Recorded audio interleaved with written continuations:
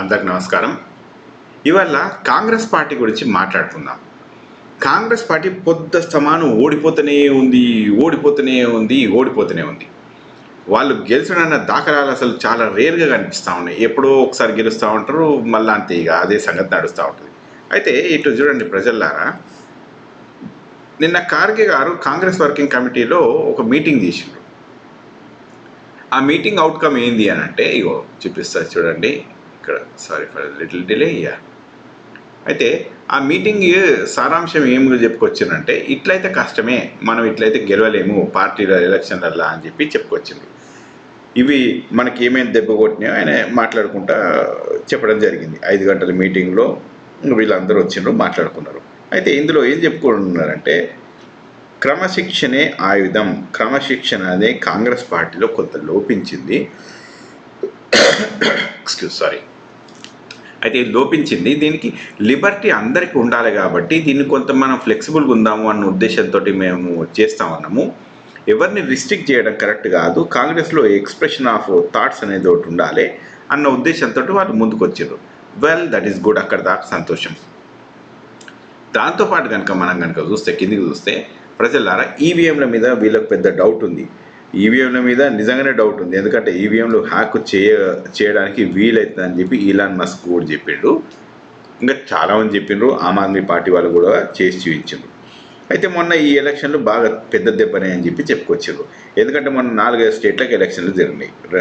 మహారాష్ట్ర ఒకటి, తర్వాత జార్ఖండ్ ఒకటి, ఇవి 2. అంతకంటే ముందేమో అది Haryana, Jammu and Kashmir. Okay, Kashmir elections. అయితే ఇక్కడ కనుక చూస్తే మహారాష్ట్రలో కాంగ్రెస్ బాగా దెబ్బతింది. ఇక్కడ జార్ఖండ్లో కొంత గెలిచినా కూడా ఇక్కడ ఏంటంటే కాంగ్రెస్ పార్టీకి పెద్ద హ్యాండ్ లేదు, కానీ జేఎంఎంకి మాత్రమే కొంచెం మంచి హ్యాండ్ ఉంది, శివసేన వాళ్ళ పార్టీకి. మహారాష్ట్రలో మాత్రం మహాగఠబంధన్ ఇవి ఉంటే కూడా మొత్తం ఓడిపోయినారు, అందరు కలిసి ఓడిపోయినారు ఇక్కడ. అయితే ఇక్కడ ఈవీఎంల మీద ట్యాంపర్ జరిగినాయి అని చెప్పి జరిగినారు, ఇదంతా ఓకే. ఇక ఇక్కడ హర్యానా దగ్గరకు వస్తే ఇంటర్నల్ పాలిటిక్స్ వల్ల, ఇంటర్నల్ కాన్ఫ్లిక్ట్స్ వల్ల వీళ్ళు హర్యానాలో ఓడిపోవడం జరిగింది. వీళ్ళు జాట్లకు కొంత ఎక్కువ ప్రియారిటీ ఇచ్చిండ్రని చెప్పిండ్రు కాబట్టి వీళ్ళు మొత్తం దెబ్బతీసిండ్రు. ఇక జమ్మూ అండ్ కాశ్మీర్లోకి వస్తే ఇంకా వాళ్ళు మన జమ్మూ అండ్ కాశ్మీర్లో కాంగ్రెస్కు చాలా తక్కువ సీట్లు వచ్చినాయి. ఇంకా ఆయన పేరింది ఫారూక్ అబ్దుల్లా కొడుకు ఉమర్ అబ్దుల్లా మాత్రం వాళ్ళు సీట్లు బాగానే సంపాదించుకున్నారు, గెలిచిండ్రు. సో ఈ అలయన్స్లో ఇక్కడ 2 అలయన్స్లో 2 పార్టీలు ఉన్నాయిలే, కానీ వీక్గా ఉన్నాయి కాంగ్రెస్ పార్టీ. మరి ఏం చేయాలి? మరి ఇట్లాంటి సందర్భంలో ఏం చేస్తే బాగుంటుంది, ఎట్లయితే కాంగ్రెస్ పార్టీ బాగుపడుతుంది అని కనుక చూస్తే నేను కొంత రాసుకొచ్చిన ప్రజలారా, just look at this thing. ఇప్పుడు వీళ్ళ పెద్ద ప్రాబ్లం ఎక్కడ వస్తుందంటే స్ట్రెంథనింగ్ గ్రాస్ రూట్స్. ఈ గ్రాస్ రూట్స్లో వీళ్ళు బాగా వీక్ ఉన్నారు. ఎందుకు వీక్ ఉన్నారంటే కంటిన్యూస్ టచ్ అనేది లేదు ఇక్కడ. కంటిన్యూస్గా వీళ్ళకు సోషల్ మీడియాలో ఎప్పుడు మెసేజ్ రావాలి. ఇప్పుడు మీరు కనుక బీజేపీ కనుక చూసుకుంటే పొద్దుస్తమాన దేశం మీద ఏదో టాపిక్ మీద అందరినీ ఓన్ చేసుకోవడము. ఓకే, ప్రీవియస్ గ్రేట్ లీడర్స్ ఇప్పుడు మనకు ఎవరున్నా కూడా వాళ్ళందరిని ఓన్ చేసుకుంటారు. అట్లాగే ఇంకా రిలీజన్ని ఓన్ చేసుకుంటారు. అట్లాగే ఏమన్నా చిన్న గేమ్స్లో గెలిచినా వాళ్ళు దాన్ని ఓన్ చేసుకుంటారు. సో అట్లా దాంతో ఏంటంటే కంటిన్యూస్గా వాళ్ళ థాట్లు అందరికీ చేరుతూ ఉండటంతోటి వాళ్ళు స్ట్రెంగ్తన్ అవుతూ ఉన్నారన్నమాట. Their party is reaching more into depth. అందుకని వాళ్ళు బీజేపీ వాళ్ళు ఆ లోకల్ గ్రౌండ్ నెట్వర్క్ అట్లా ముందుకు వెళ్తారు, ఫ్రీక్వెంట్ అవుట్ రీచెస్ ఉండడం వల్ల. తర్వాత ఇక డోర్ టు డోర్ క్యాంపెయిన్లు అవన్నీ నడుస్తూ ఉన్నాయి అనుకో. ఆఫ్ కోర్స్ ఇక క్లియర్ లీడర్షిప్, డిసిషన్ మేకింగ్. ఇక్కడ ఏమవుతుందంటే ఈ క్లియర్ లీడర్షిప్ అనేది కాంగ్రెస్ పార్టీలో నిజంగా చెప్పుకోవాలంటే ఇప్పుడు తెలంగాణలో కనుక చూస్తే ఇక కొంతమంది ఇప్పుడు రేవంత్ రెడ్డి గారు ముఖ్యమంత్రి అయినరు. ఆయనకు అంత క్లారిటీ ఆఫ్ థాట్ ఉంది కాబట్టి ఆయన అయినరు. ఎందుకంటే ఇంకా మిగతా వాళ్ళు ఇవాళ పార్టీలో మిగతా కొంతమంది మంత్రులు అంతకంటే ముందు బీఆర్ఎస్ తోటి అంటగాగిర్రు. అందుకని వాళ్ళకు అసలు ఆ ముఖ్యమంత్రి పదవికి బాగా దూరంగా ఉండిపోయారు వాళ్ళు. ఇక కొంతమంది ఏమో ఆ పార్టీ నుంచి ఈ పార్టీ నుంచి వచ్చిన వాళ్ళు ఉన్నారు. ఇక కొంతమంది ఉన్నారు ఏంటంటే వాళ్ళు ఏదో పార్టీ గెలిస్తే వాళ్ళు గెలుస్తారు, పార్టీ ఓడిపోతే వాళ్ళు ఓడిపోతారు. అంటే పార్టీ పేరు మీద గెలిచే మంత్రులు కొంతమంది ఉంటారు. సో ఈ క్లియర్ డిసిషన్ మేకింగ్, ఈ క్లియర్ లీడర్షిప్ అనేది కొంత కొరవడింది ఇక్కడ.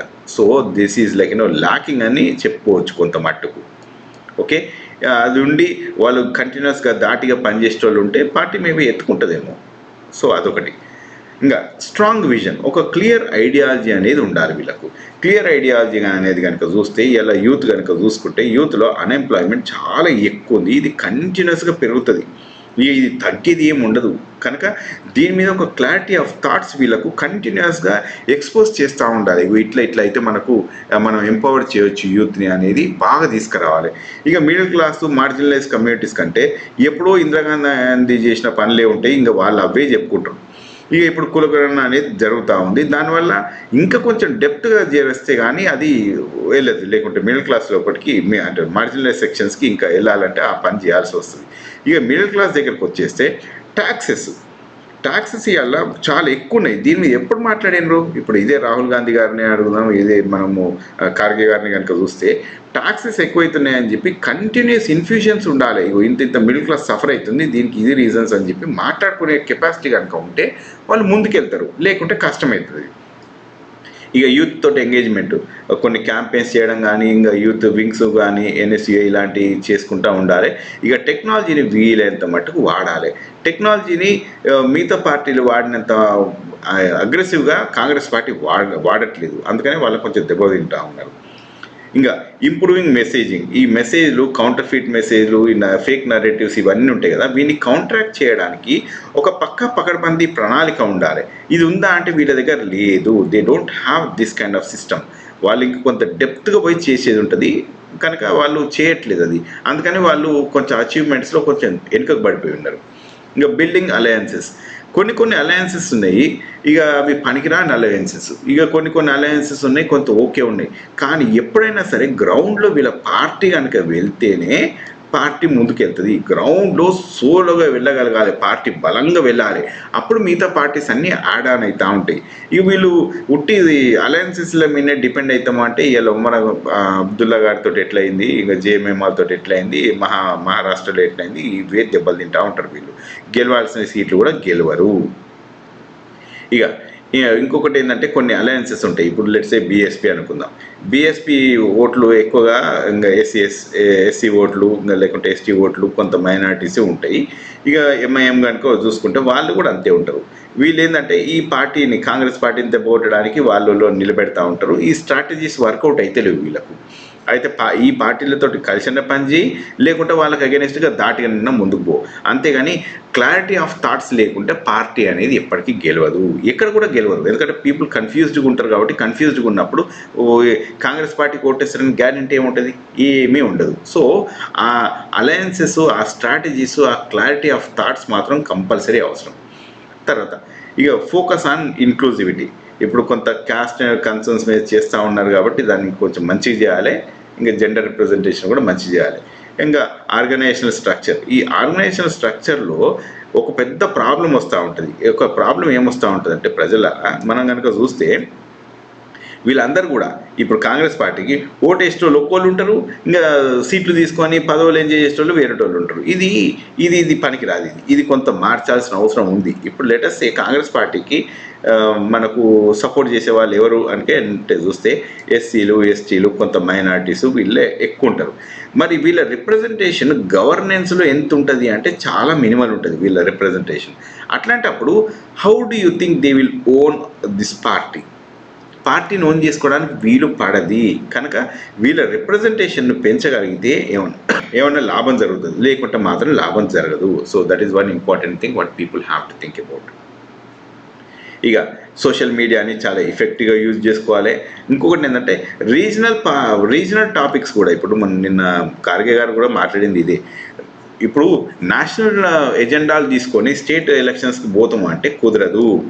లోకల్లో ఉన్న ప్రాబ్లమ్స్ ఏమేమి ఉంటాయో అవన్నిటినీ ఎంఫసైజ్ చేయగలగాలి. అట్లయితేనే ఎలక్షన్లలో గెలుస్తాం. ఎందుకంటే లోకల్ ఎలక్షన్స్లో, లోకల్ పార్టీలో లోకల్ ప్రాబ్లమ్స్ ఉన్నప్పుడు లోకల్గా సాల్వ్ చేస్తామని చెప్పాలి. అవి కాకుండా మీరు నేషనల్ లెవెల్ పాలిటిక్స్ మాట్లాడతాము అంటే మాత్రం కుదరదు. So they cannot win this అని ఖార్గే గారు కూడా నిన్న చెప్పినారు. ఇంకా ఫోకస్ ఆన్ ఇంటిగ్రిటీ, అకౌంటబిలిటీ అనేది చాలా ఇంపార్టెంట్. ఇవి ఎట్లా పడితే అట్లా వాళ్ళకి సీట్లు ఇచ్చుకుంటా, 4 సార్లు ఓడిపోయిన వాళ్ళకి కూడా మళ్ళీ అదే సీట్లు ఇచ్చుకుంటా కూర్చుంటే ఇంకేం అకౌంటబిలిటీ ఉంటుందండి? అట్ట కాకుండా వీళ్ళు నిజంగా గ్రౌండ్లో తిరిగే వాళ్ళు ఉంటే వాళ్ళని ఎంకరేజ్ చేస్తూ వాళ్ళని ముందుకు తీసుకెళ్ళగలగాలి. ఇప్పుడు కొంత చూయించుకోవడానికైనా కాంగ్రెస్ పార్టీ అది చేయాలి, కానీ చేయట్లేదు వాళ్ళు. చేయట్లేదు కాబట్టి పొద్దస్తమానం ఓడిపోతూ ఉన్నారు. సో ఈ 10-11 పాయింట్లు నేను రాసుకొచ్చిన, ఈ ప్రభుత్వం కనుక నిజంగా కొంచెం ఆలోచన ధోరణి ప్రాపర్గా కనుక చేస్తే I think they will succeed. If not, Congress party will lose ever and ever and ever. వాళ్ళు ఎప్పుడైనా మళ్ళీ వస్తారా అంటే అది కష్టమే. ఎందుకంటే బీజేపీ వాళ్ళు అసలు వాళ్ళ చెస్ గేమ్లో వాళ్ళ అగ్రగామి అని చెప్పుకోవచ్చు. ఏమాట కామంటే అగ్రగామి ఉంటారు. వాళ్ళ థాట్ ప్రాసెస్ ఒక లెవెల్లో తయారయ్యి కూర్చున్నారు వాళ్ళంతా. ప్రతి ఒక్కరు దానికి ఎలక్షనీరింగ్ ప్రాజెక్ట్ వర్క్లు చాలా బ్రహ్మాండంగా నడుస్తూ ఉంటాయి. కనుక వాళ్ళందరినీ ధాటిగా తట్టుకోవాలంటే మాత్రం Congress party has to do a lot more activities and lot more workup. Okay, ఇంకా ఈ వీడియో ఇంత లాంగ్ అవుతుంది కాబట్టి దీన్ని ఇక్కడ ఆపేస్తున్నాను. Will meet in the next video. Thank you very much.